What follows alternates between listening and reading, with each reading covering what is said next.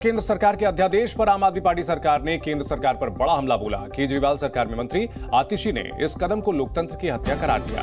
साथ ही आरोप लगाया कि संघीय ढांचे को तोड़ने की कोशिश हो रही है। आतिशी ने कहा कि केंद्र सरकार सीएम केजरीवाल से डर गई है, इसलिए गैर संवैधानिक तरीके से दिल्ली सरकार के कामकाज में रोड़े अटकाने की कोशिश और साजिश की जा रही है। पूरा मामला सुप्रीम कोर्ट के आदेश से जुड़ा हुआ है, जिसमें अफसरों की ट्रांसफर पोस्टिंग का अधिकार दिल्ली सरकार को दिया गया था। लेकिन कल केंद्र सरकार की ओर से एक अध्यादेश लाया गया और इसके बाद जो अधिकार केंद्र सरकार के पास थे, एलजी के पास थे, वो फिर से बहाल कर दिए गए। अब इस कदम को लोकतंत्र की हत्या, गैर संवैधानिक कदम करार दिया जा रहा है आम आदमी पार्टी की तरफ से। आम आदमी पार्टी जो कि सुप्रीम कोर्ट के फैसले से गदगद थी और इस अध्यादेश की 10 बड़ी बातें। ट्रांसफर पोस्टिंग के लिए सिविल सर्विस अथॉरिटी होगी। दिल्ली के सीएम अथॉरिटी के चेयरमैन होंगे।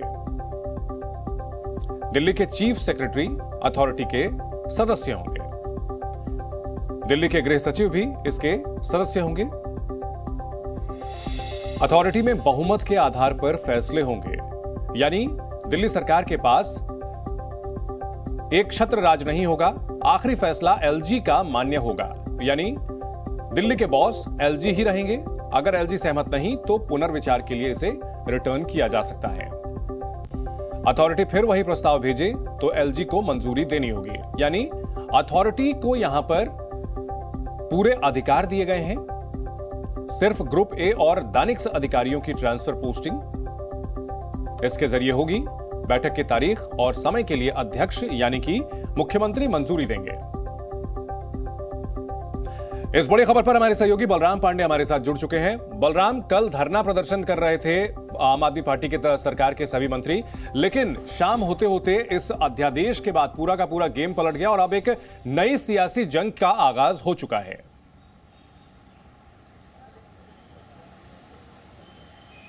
बिल्कुल, देखिए 8 सालों का लंबा संघर्ष और उसके बाद जब जीत मिली तो 8 दिन बाद उस जीत को बदल दिया गया एक अध्यादेश के जरिए, क्योंकि 2015 में दिल्ली सरकार इस मुद्दे को लेकर के गई थी कि अगर जनता द्वारा चुनी हुई सरकार के पास अधिकारियों का नियंत्रण नहीं होगा तो जो अधिकारी हैं वो सरकार के पक्ष में काम नहीं करेंगे।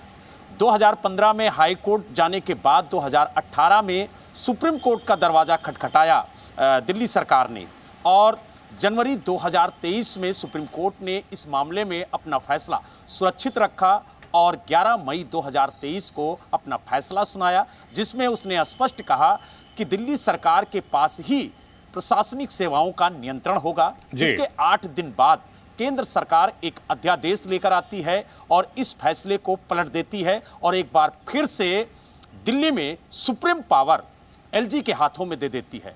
यानी एक अथॉरिटी गठित की गई है इस अध्यादेश के जरिए, जिसका अध्यक्ष दिल्ली के मुख्यमंत्री को बनाया गया है, लेकिन उनके साथ 2 अधिकारियों को भी इसमें सदस्य बनाया गया है। और यह कहा गया है अध्यादेश में कि जब तक इस अथॉरिटी के पास बहुमत नहीं होगा तब तक वो ट्रांसफर पोस्टिंग नहीं कर सकता। इसके अलावा भी बिल्कुल बलराम, आपके पास हम लौटेंगे। एक रिपोर्ट अपने दर्शकों को दिखाते हैं। सुप्रीम कोर्ट से अफसरों की ट्रांसफर पोस्टिंग का हक मिलने के बाद दिल्ली की आम आदमी पार्टी की सरकार जितना खुश हो रही थी, वो सारी खुशी एक फैसले से गायब हो गई है।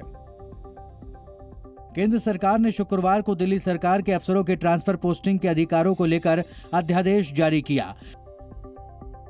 अध्यादेश के मुताबिक दिल्ली में अधिकारियों के ट्रांसफर पोस्टिंग का आखिरी फैसला उपराज्यपाल का होगा।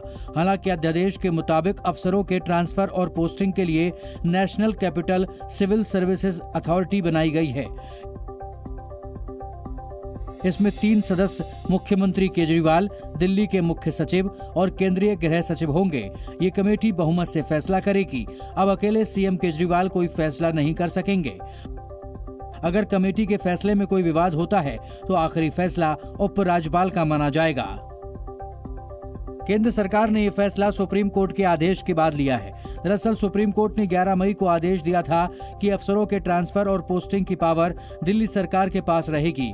अब केंद्र ने अध्यादेश के जरिए कोर्ट का फैसला पलट दिया है।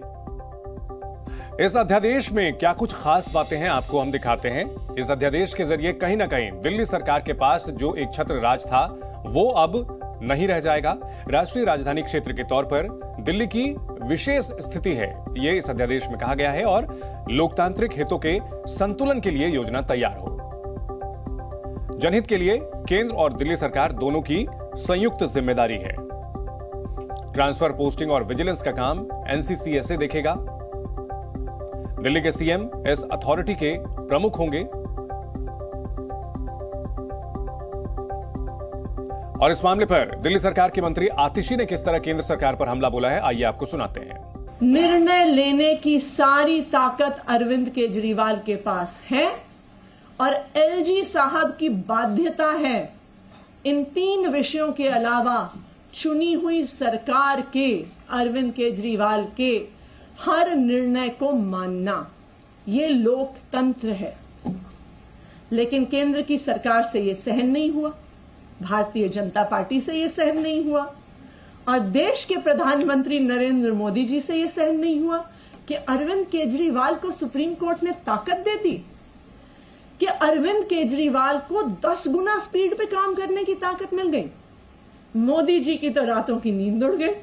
मोदी जी को अरविंद केजरीवाल की सपने आने लगे, डरावने सपने आने लगे। मोदी जी ने सोचा कि केजरीवाल के काम को रोकने के लिए, चाहे कुछ दिन के लिए सही, कोई ना कोई तरीका तो निकालना पड़ेगा। क्या फर्क पड़ता है कि वह तरीका अनकॉन्स्टिट्यूशनल है?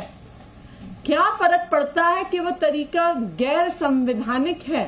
क्या फर्क पड़ता है कि वह तरीका गैर लोकतांत्रिक है? लेकिन मोदी जी ने सोचा कि कुछ दिन के लिए तो सही केजरीवाल के काम को रोका जाए। तो क्या किया मोदी जी की सरकार ने? क्या किया मोदी जी ने? रात के अंधेरे में कल रात को 11 बजे सुप्रीम कोर्ट की 6 हफ्ते की छुट्टी होने के बाद चुपके से चोर दरवाजे से एक गैर संवैधानिक अध्यादेश लेकर आए। उन्हें भी पता है कि यह अध्यादेश गैर संवैधानिक है। उन्हें भी पता है कि सुप्रीम कोर्ट इस अध्यादेश को तुरंत स्ट्राइक डाउन कर देगा। उन्हें भी पता है कि ये गैर लोकतांत्रिक है, लेकिन उन्होंने सोचा कि अब तो सुप्रीम कोर्ट की 6 हफ्ते की छुट्टी हो गई, तो उन्होंने कल का इंतजार किया। वो 1 हफ्ते पहले भी